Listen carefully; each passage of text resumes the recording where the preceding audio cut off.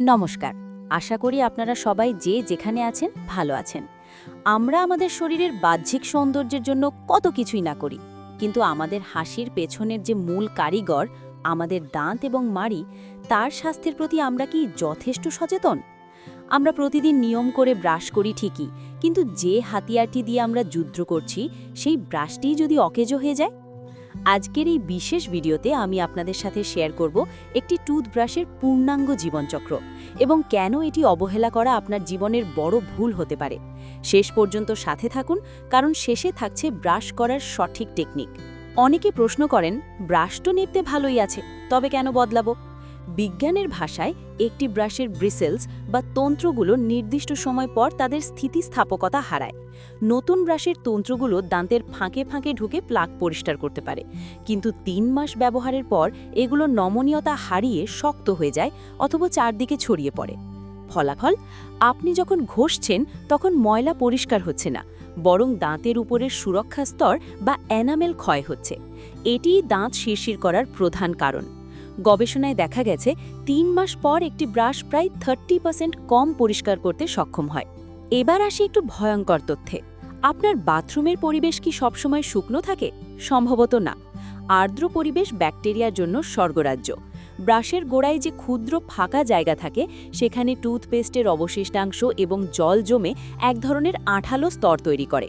এখানে কোলাই বা স্টাফিলোকক্কাসের মতো ব্যাকটেরিয়া বাসা বাঁধে। ৩ মাসের পুরনো একটি ব্রাশে কয়েক লক্ষ জীবাণু থাকতে পারে। আপনি কি চান আপনার সকালটা এই জীবাণুগুলো দিয়ে শুরু হোক? সবসময় যে ৩ মাস অপেক্ষা করতে হবে তা নয়, কিছু ক্ষেত্রে আপনাকে আজই ব্রাশ ফেলে দিতে হবে।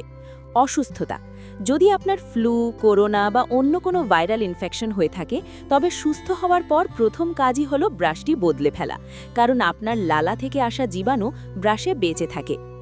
ব্রাশের আকৃতি, যদি দেখেন আপনার ব্রাশের তন্ত্রগুলো বাইরের দিকে বেঁকে গেছে, যাকে আমরা বলি মাশরুম এফেক্ট, তবে বুঝবেন আপনি হয়তো খুব জোরে ব্রাশ করছেন। এটি মাড়ির জন্য মারাত্মক ক্ষতিকর। ব্রাশ টেকসই রাখা এবং পরিষ্কার রাখার কিছু নিয়ম আছে। উল্লম্বভাবে রাখা, ব্রাশ সবসময় খাড়া করে রাখুন যাতে জল নিচের দিকে ঝরে যায়। দূরত্ব বজায় রাখা, পরিবারের সবার ব্রাশ যেন একটি অন্যটির সাথে লেগে না থাকে। ক্রস কন্টামিনেশন বা জীবাণু ছড়িয়ে পড়া রোধ করতে এটি জরুরি। টয়লেটে থেকে দূরত্ব, টয়লেটের ফ্লাশ করার সময় কয়েক ফুট উচ্চতা পর্যন্ত জলীয় কণা ছড়িয়ে পড়ে, তাই ব্রাশটি যতটা সম্ভব দূরে বা ক্যাবিনেটে রাখুন। বাজারে হার্ড, মিডিয়াম এবং সফট ৩ ধরনের ব্রাশ পাওয়া যায়। মনে রাখবেন, হার্ড ব্রাশ আপনার দাঁতের শত্রু। সবসময় সফট বা আলট্রা সফট ব্রাশ বেছে নিন। আমাদের লক্ষ্য দাঁতকে ঘষে সাদা করা নয়, লক্ষ্য হলো ময়লা সরিয়ে দেওয়া। ব্রাশ করার সময় হালকা চাপে বৃত্তাকার গতিতে বা সার্কুলার মোশনে ব্রাশ করুন। বন্ধুরা, আমাদের শরীরের প্রবেশপথ হলো মুখ। মুখ পরিষ্কার থাকলে আপনার হার্ট থেকে শুরু করে পাকস্থলী সবই সুস্থ থাকবে।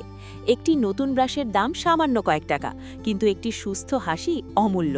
আজকের পর থেকে ক্যালেন্ডারে দাগ দিয়ে রাখুন বা ফোনে রিমাইন্ডার সেট করুন। প্রতি ৩ মাস অন্তর ব্রাশ বদলান। ভিডিওটি যদি আপনাদের ভালো লেগে থাকে এবং তথ্যগুলো গুরুত্বপূর্ণ মনে হয়, তবে অন্যদের সাথে শেয়ার করে সচেতনতা বাড়ান। আপনাদের কোনো বিশেষ অভিজ্ঞতা থাকলে কমেন্টে জানাবেন। ততক্ষণ পর্যন্ত সবাই ভালো থাকুন, সুস্থ থাকুন। ভিডিওটি যদি ভালো লেগে থাকে তাহলে একটু লাইক করবেন। এই রকম আরও ভিডিও পাওয়ার জন্য আমাদের চ্যানেলটিকে সাবস্ক্রাইব করবেন। ধন্যবাদ।